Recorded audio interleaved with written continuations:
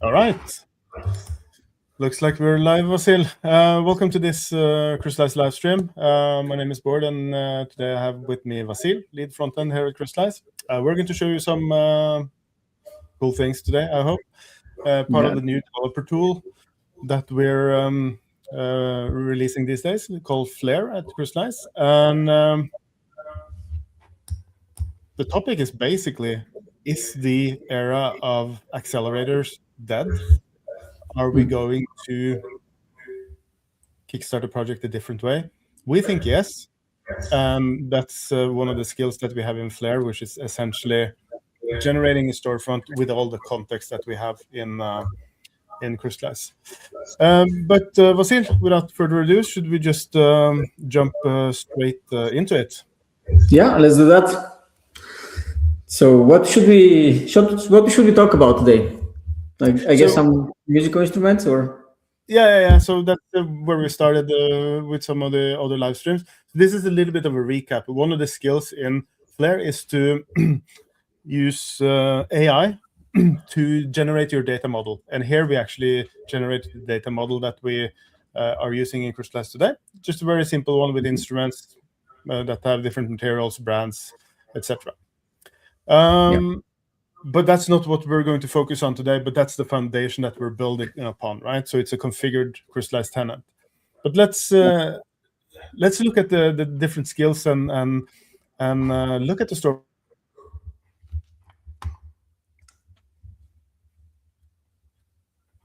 Right. So here you see all of the different skills that we have talked about in previous live streams. But let's focus on the last one, the launch in storefront. And tell me about it, Vasil. Yeah. So this is exactly what you started this discussion here, but right about if the era of boilerplate accelerator is that, and we thought actually quite a lot about it, right? If it's really every time you start a new project, if you need to go through these boilerplates to spin up a new project, set up the cart, do the checkout, set up the product page, and all of that, which kind of more or less feels the same, but of course every time it's a little bit different.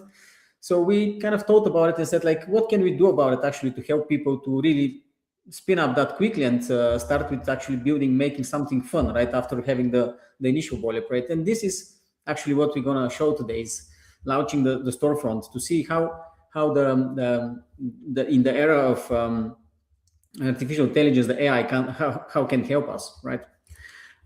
So I'll click on the skill here.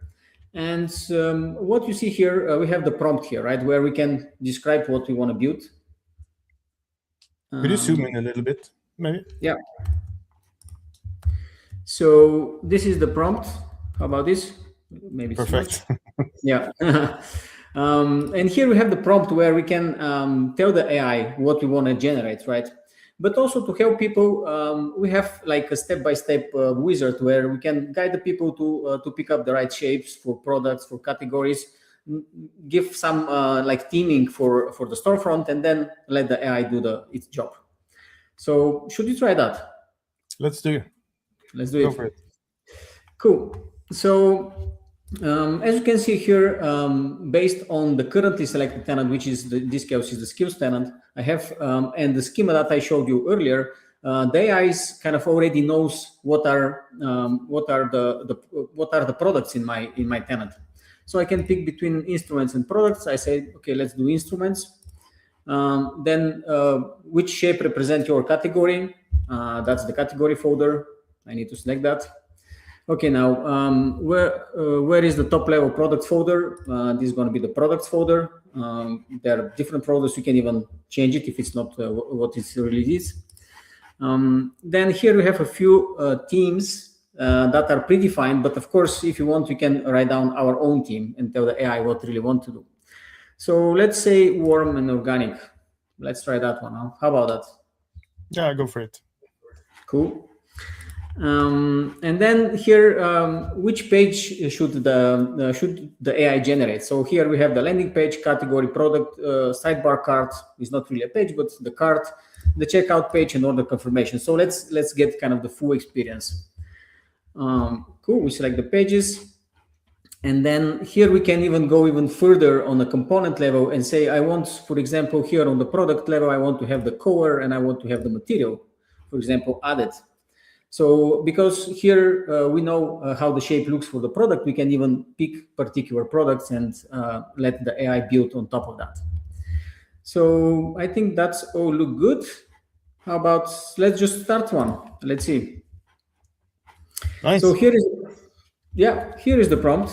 And here is our little comics loader, as you can see it on the screen, where every 20 seconds a new comic is going to pop, just to make it a little bit more kind of fun to wait for the AI to do its job.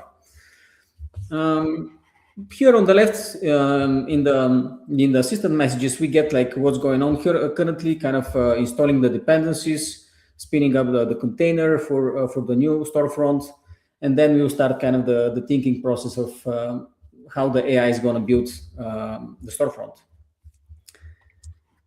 Cool. That's nice, and of course this takes a few minutes, so yeah, we may have cheated a little bit. Yeah, just a little bit, kind of run one of these a little bit earlier, so we have something ready to show to people. And this is the final result here on my screen. As you can see, this was built by the AI. Here we have a storefront. This is the home page, different categories. Let's check the acoustic guitars, for example. Over here, I will actually go a little bit down on the zoom because I think this looks better, so we can see the full page. The acoustic guitars, and we have like a few guitars here even added. And then let's check this one, for example. And this is a product page that the AI built for us, right? Using the Crystallize API. Even, okay, these grow a little bit bigger, stay there. Even we can add it to the cart, for example, over here. And we can increase and decrease, and everything is, as you can see, it's using, like for the more technical people, it's using optimistic updates, right? So the value immediately updates, but behind the scene is using the shop API with hydrating the cart, bumping the number, reducing the number, and all of that. And this is, oh, that was the wrong view. This is all generated by the Flare AI, right? And to recap Yes. a little bit, what it does is it's essentially taking the knowledge that we have from the Crystallize skills and the tenant. So it knows the shapes, the structure of the products, the components, what's available. We have provided it with typical best practices in terms of how the API works and how both the Discover and the Shop API, which is what it's using. So we've fed that to the context of the AI, and then based on the prompt you generated, we have a full functioning Next.js storefront that is running in a sandbox here. And what if you want to change something now? What would the approach be? Yeah. So you have a few options here, I guess. If it's something more complicated, you can ask the AI to do it. But if you have a little bit of knowledge, you can actually view the code, which is gonna come. Okay, let me see. So either you can work directly here in editing the code or sending the AI. But what I really like is, you know what? I prefer not to work in the browser, because the point here is to spin up all the scaffolding and everything, right? So would it be possible to, for example, download the project? And we might have cheated because there is a button to download here, and that you're able to get this project running locally, right? Yeah. So I think that's gonna work. So let's maybe check here when the project is generated. I think then we're gonna have like the full picture of how we can download the code. This is gonna take a little bit of time, but once we have the code and the site generated, then we're gonna get like the real feeling of actually how we can work with it in the browser, and of course download the code to test it. And the philosophy here is, it's not the idea is not to continue the development in in the Flare as a browser tool, right?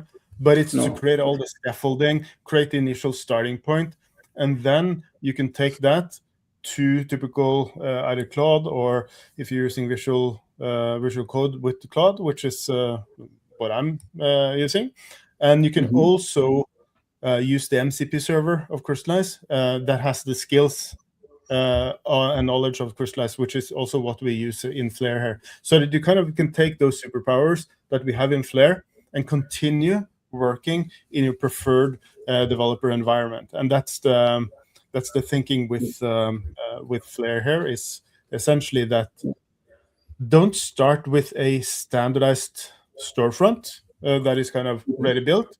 You start with the data model, make it yours.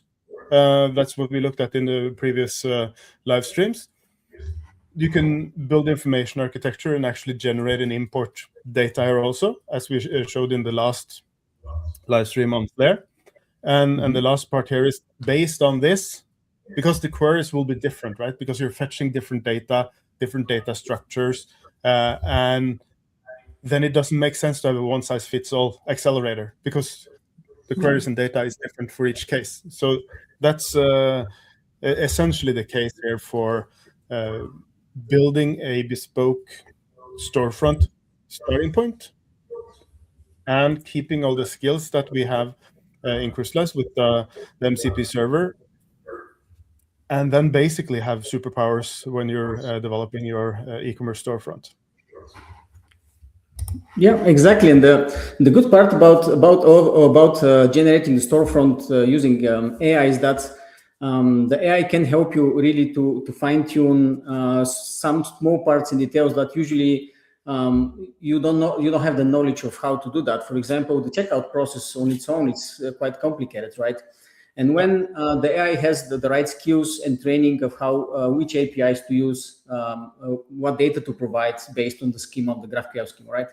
Then it's quite trivial to generate the whole process very smooth, right? And that gives you a good foundation actually on which you can start building like a real storefront after that. So this really kind of helps to put the foundation. And then when you have it, like, for example, here, I try to do a small adjustments on the storefront, right? And then you can just write down your comments here, or as Bort suggested, when you download the project, you can continue in your preferred IDE to work on it using the AI. Yeah. Awesome. So I think the AI here is doing its job. It takes a little bit of time until we got the final result, but let's give it a little bit of time. Difference here compared to a, let's say, standardized like Lovable or things like this, is that we have a lot of context for Crystallize in here. So both all the best practices that we have in the Crystallize skills that are provided, but also the way that you're building the project with the context of where the products are located, what type of queries you should build, etc. So that the goal is to, even like you did here, which was basically a one-shot prompt, right? It's not like where you build something and it doesn't work. The goal is that it's even from the initial build that it should work with what you have configured, and that's the processing that's going on there. Burning tokens, as they say, but it's kind of a new way to kickstart the projects there. So definitely, and as you said, like, things just don't fit all the time the same accelerator that you prepared once or a few times, right? Because the requirements are different. The products, the way that you present your products is always different, right? So you need to find this kind of golden middle where you can fit the products and the storefront, so it kind of all works together in the end. And you can watch comics as it's building, or you can do something else, right? So usually it takes around 5 minutes to build. So that's why we're keeping up the chit chat.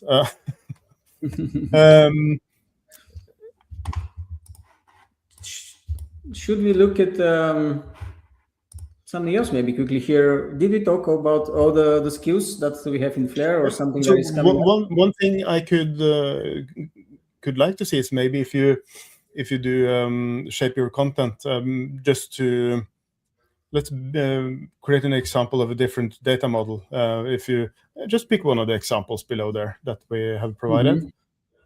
Recipe, how about that? Yeah, go for it. So basically, you're giving a prompt on the data model, and this is recipes and ingredients, right? So it's a food-related e-commerce experience, and this is where it all starts, which is essentially being able to generate a very custom data model that you then can insert data into and finally build your storefront accelerator, if that's what we're going to call it, based on top of it. Yeah, so here also the AI is preparing the content model for us. Ooh, Yeah. That's quite amazing. Let's and see if what you we zoom got. in here, you will see this is pretty good at designing data models, because we fed it with all the best practices for data modeling design patterns, how to create relations, how to reuse, how to all the things that goes into proper information architecture and data modeling session. We fed into it, and it's really capable. And again, this gives you a visual experience. You can continue and revise it with the prompts, or you can download the operations file. Yeah. Or you can even actually run it, but we're not going to do that on this tenant here. Nope. And typically for a real project, this is what you would keep in your project. You would put it in GitHub so that you can spin up a dev environment and a production environment with the same data structure, and then you are ready to rumble. Exactly. Yeah, but that's the content model looks really correct, as you said. Even like the product with the gradients, the pieces, and reusing them. I think this is well set in all places where we look. Cool. Let's see here. I think this is now getting ready. So let's see. Finally here, this should now load to the preview. Yep, we got it. Nice. Discover your perfect sound. So and of course here the design is picked based off of the prompt you sent. And here you can of course tune and or you can even say make a wireframe looking design. I'm going to style it later, right? But and you have this combination here of you can prompt it, or you can play with the storefront, but you can also actually change the code. Yeah, let's look at the code a little bit here, right? So here at the top, we have the preview. This is actually what is generated as a storefront. And then we have the code behind. And in this case, this is using Next.js with following all the best practices. But shall we try discover your perfect sounds? Discover. Yeah. Let's change a little bit the title to see maybe how that's going to look. Okay, maybe that's not the best, but let's put find just to kind of see how that's going to look on the website. So the change is immediately reflected in the preview. Yeah. So this is basically a full environment running. So it's a server that we have in the sandbox that is running here. So this is the proper setup.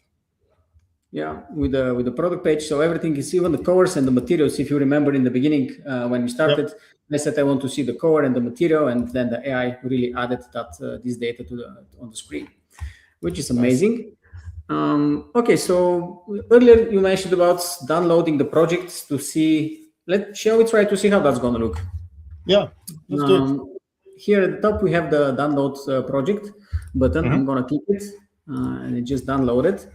So what I'm gonna do now, I will open my VS Code here, and I'm going to add that project, the code for the project in VS Code. So what we should do here, first, I think we should open our console, and then we need to install the dependencies, right? So we need to do pnpm install.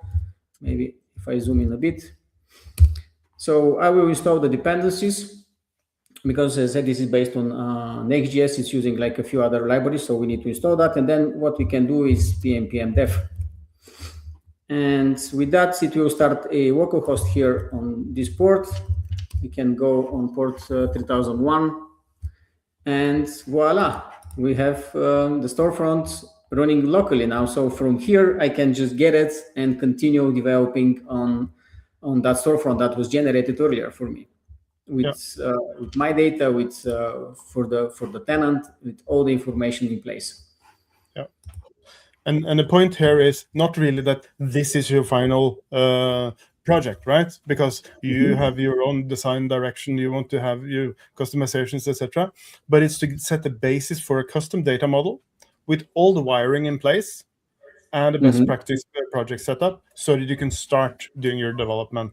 And that's really the goal of this, that you within a few minutes can have the scaffolding and start adding value to the project, instead of wiring up all the discovery queries and the shop API queries and all of that to work with your data. So that's a storefront skill in Flare. You can already request access to Flare on flare.crystallize.com if you are interested. And that's it for today. Thanks for watching. We will be back next week where we might talk about something MCP. Have a good one. Bye.